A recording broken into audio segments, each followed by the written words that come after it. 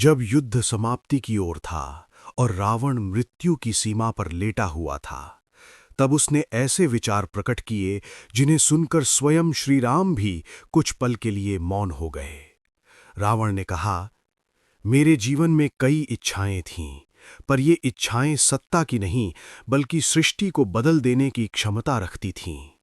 पहली इच्छा, वो चाहता था कि स्वर्ग और पृथ्वी के बीच कोई दूरी न रहे, एक ऐसा मार्ग बने जिससे मनुष्य देवताओं की नगरी तक अपने पैरों से पहुंच सके।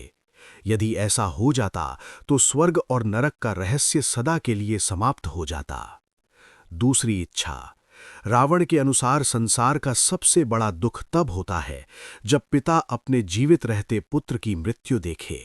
वो चाहता था कि कोई भी बच्चा अपने पिता से पहले न मरे।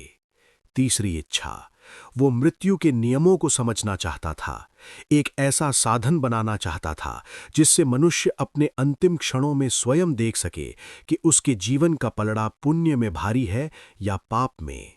चौथी इच्छा, समुद्र के मध्य बसी लंका ने उसे एक अलग सोचती थी। वो चाहता था कि समुद्र का खारा जल मीठा बन जाए ताकि पृथ्वी पर कभी जल की कमी न हो। पांचवी इच्छा, रावण जीवन के सुखों से प्रेम करता था, पर तीखी गंध उसे अप्रिय लगती थी। वो चाहता था कि मदिरा में दुर्गंध न रहे ताकि लोग उसे बिना संकोच स्वीकार कर सकें। छठी इच्छा, उसकी कल्पना में सोना केवल चमकता नहीं था बल्कि सुगंधित भी होता, ताकि असली और नकली सोने की पहचान केवल देखने से नहीं सूंघने से भी हो सके। सातवीं इच्छा, रावण शेषनाग के भार को समझता था।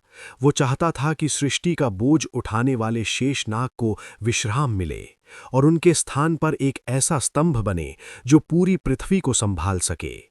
आठवीं इच्छा, वो चाहता था कि रक्त का रंग बदल जाए ताकि उसे देखकर मन विचलित न हो और हिंसा का भय लोगों के हृदय में न बसे।